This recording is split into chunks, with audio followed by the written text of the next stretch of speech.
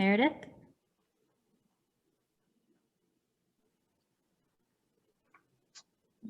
Hi, now I got myself unmuted. That's a good idea.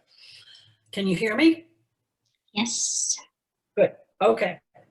Hi, and thanks for being here tonight.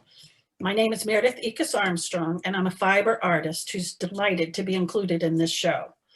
My thanks go to the folks of the Women of Appalachia project and the staff of the Dairy Barn who braved, I take it, ice and snow tonight to get there to do this, for making this all possible. Thanks. I think for me, I'd like to explain a bit about my work and my creative process so that you can better understand it. And Holly, I would have to ask, are we going to go through the other pictures as, aha, okay. So the first one though, we could go, it doesn't matter. I make things out of fiber, mostly fabric, to explore what's on my mind and often address thoughts on the limits of time, the resilience of nature, everyday beauty, and personal substance. I usually start with an idea to explore or a story to tell, and I work intuitively, building as I go, enjoying the challenge of the unknown. The work starts fast with the great new idea and the excitement, and then the pace begins to slow and becomes more meditative. It's at this juncture that I feel the process becomes more of a collaborative work between me and the piece as it's evolving. We develop a relationship. I talk to it. I listen to it. And I try to go where I think it's pointing me. Needless to say, I'm often surprised and very pleased with where the piece ends up. Because fiber works so nicely with just about any media, it gives me lots of options, and I do like options, gets me into trouble. The pieces shown tonight have fiber as their main ingredient. The other media added to them are encaustic, textile paint, wood, and MX surface designed fabrics. So Wild, which is the first one, Holly, that we were looking at, is the one that's in the show. This one started as an encaustic monotype on paper. And I spend a lot of my time looking at my work and thinking, where is this going to go? And sometimes I get answers, and sometimes I don't. Finally, one day I was looking at the monotype and I decided, okay, no guts, no glory. So I got out the rotary cutter and cut it up into pieces, rearranged things about 1,000 different times.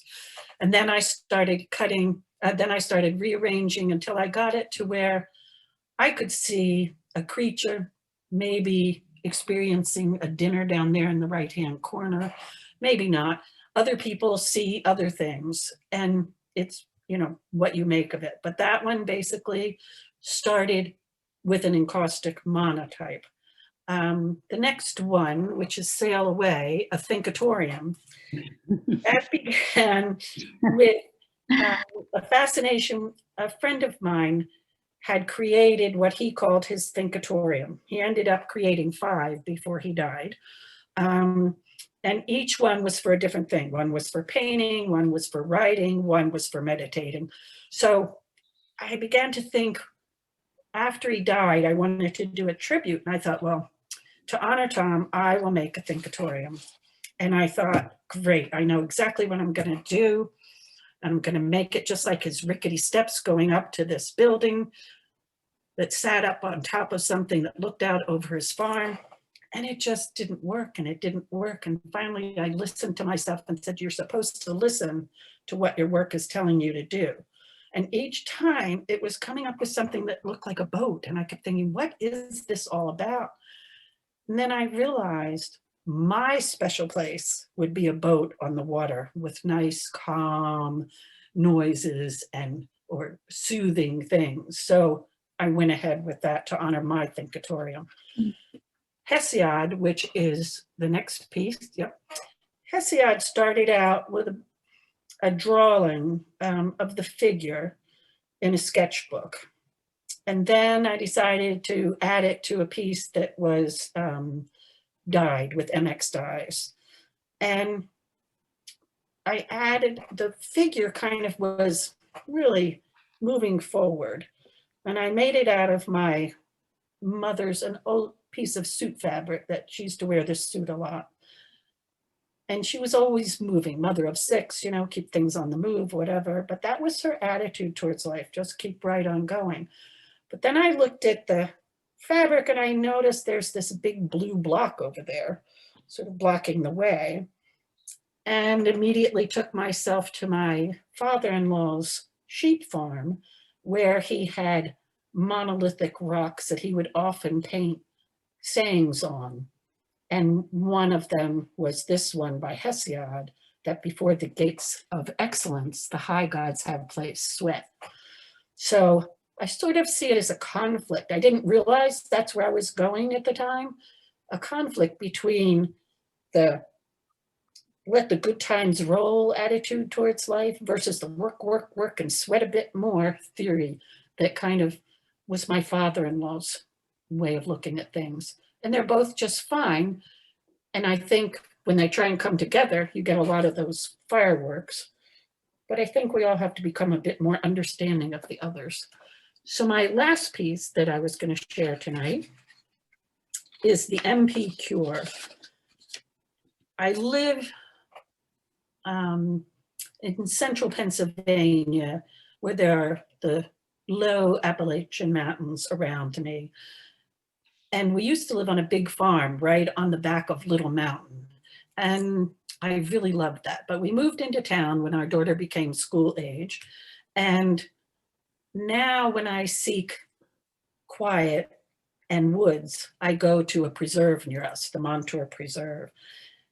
And as soon as I enter those woods, I can feel my heartbeat just come down and calm me and just really make me feel so centered and whole again. So